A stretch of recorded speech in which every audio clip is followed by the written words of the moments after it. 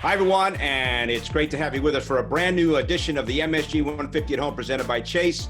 Bill Pito along with Alan Hahn, Steve Alliquette, and Cam Smith. And the moral of the story, Alan, is may the 4th be with you. Is that not the case here? The child. It's all about the child today. Yes, this is look, I'm a Star Wars geek. I'll admit it. Han Solo. So yeah, this is a big day for us. So would Bill be our Yoda? Since he's our leader on the 150, is he our Yoda? He could be Yoda, or maybe he's a droid. We have to decide. Vally and Cam, for your next appearances, you have to shave. You guys are violating the MSG 150 at Home facial hair policy here. What are we, the Yankees? I'm staying warm on the water right now. I've got to be out there fishing in a few minutes. So can we wrap this up, boys? The stripers are running right now. I'm about a 9-iron away from the mouth of the Housatonic. That's about a driver for you, Bill. And indeed it is. What a great weekend of weather, and hope everyone's doing well. As always, we want to thank the healthcare workers and the essential workers for helping everyone through this period in our society. And while we think about that, we're also all week going to be thinking about the 1970 Knicks, who won that NBA title 50 years ago to the week. We'll be celebrating that all week on our network. And when you look at the Knicks history, guys, and as we watch The Last Dance, if not for the 90s Bulls, who knows how many more titles the Knicks might have. Now, Cam, we know you're from Chicago. Don't come on here now bragging about what happened in the 1990s between the Bulls and the Knicks. That's not allowed.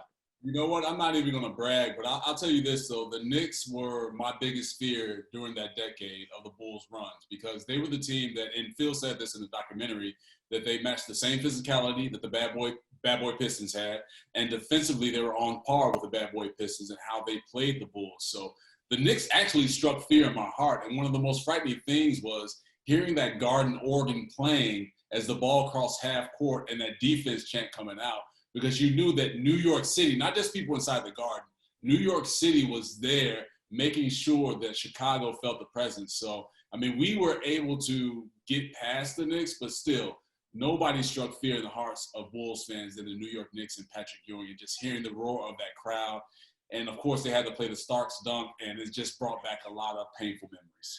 Glad Sue Bird also came on to talk about it. Sue Bird from Syosset had to bring up the dunk and let us relive that part again. But I thought they glazed over some stuff in this, and maybe because of time they had to. But no mention of Xavier McDaniel and 92 and that team, because that series got nasty. And that series came very close to the Knicks pulling off an upset. And the way McDaniel played against Pippen was legendary. Knick fans, Xavier McDaniel was a Knick for a couple of months, yet he is beloved only because of that run they had there. And also, they overlook another thing. In the 93 series, Game 3, and I'm surprised Jordan really went in depth, and I thought it was great that he did, about the Atlantic City trip and all the accusations that came out about that and why he didn't play well in games 1 and 2. He played terrible in Game 3 as well. The Knicks just also didn't play well, and they could have really had a stranglehold on the series. And Cam, admit it, Charles Smith was fouled at least 3 times. And Patrick was slew-footed. Vally, tell him. In hockey, it happens all the time. You kick a guy's leg out, he falls down. Might as well put a hockey stick in his hand, Cam. You know, what kind of sport is this? I was always pretty fascinated with the conversation as I was entering my 30s, when guys would start talking a little bit about retirement. And Jordan talked a lot about retirement, even early on. When they flashed back from 97, 98, back to 93, he was talking about retirement then. And it was such an ongoing topic. The thing that fascinates me most is that usually when you hear athletes begin to talk about retiring, they don't play at that same level. It almost takes a piece of you every time you mention it. But at age 35, he kept performing at that level like it was motivating him to continue on at the pace that he was playing at in his late 20s. So that alone just really inspired me. But I remember as an athlete looking at somebody that I looked up to, Felix the Cat Potvin, somebody that Alan covered, was a goalie for the Islanders. But in my childhood, he played for the Maple Leafs. I looked at when he retired, guys. He was 32. And at the time, I was getting into my early 30s, and I noticed that almost everybody was retiring at 35, and that was the cap. So for Jordan to do it, and what I've seen just over the past, just every sport, it's very difficult to play at that level at that age, especially with the media attention that he had all of the time on him. And don't forget how exhausting that is. Every appearance that he made and still playing at that high level. There was no way that a couple of the scenes that really stood out, him in his hotel room saying that this is how it is, because even going out into the lobby created chaos. Right. And then you go through his normal situation when he was in the lobby of the hotel, he goes to the game, he's got to talk to fans before the game, he's got to play the game, he's got to deal with the media, he's got to deal with fans after the game. And also, how about Cam, his competitive nature? Now, that came up in regards to the gambling that he did, but what about the quarters competition against a security guard outside the locker room, where he's so focused on beating the security guard and throwing quarters against the wall? I mean, that's really, to me, the essence of Michael Jordan right there. Yeah, I mean, he's just a guy that never wanted to lose, right? And my apologies because I'm blanking on the security guard's name, but my prayers go to his family because he passed away this past January, but he's been a long time bodyguard for Michael Jordan. But it's just those things there where you see him and that competitive nature and how that allowed him to just make more friends or sometimes enemies in some cases. But it was funny because we saw Jordan just dominate in the 90s, and the only losses that he took was to a security guard flipping quarters, right? And then it was maybe on the golf course, but it was just all good, fun nature. And that was kind of his escape from what Vally and what you talked about, Bill, of the just media responsibilities on top of the on-court responsibilities, where Mike could also just get away, just be a guy, have fun with some people that he was comfortable with, and flip those quarters. And of course, I have to do the shrug that the security guard did. That was great. It was so phenomenal, hilarious, because he finally felt that, hey, I'm going to have this story for the rest of my life that I beat Michael Jordan in the game, and he couldn't do anything about it, and he had to give him the shrug. On camera, no doubt. And you know what else I like, boys? And Alan, you'll remember this. Remember that guy, Mike Huff, and you covered Wade Flaherty, Steve Webb. Do you know what I loved?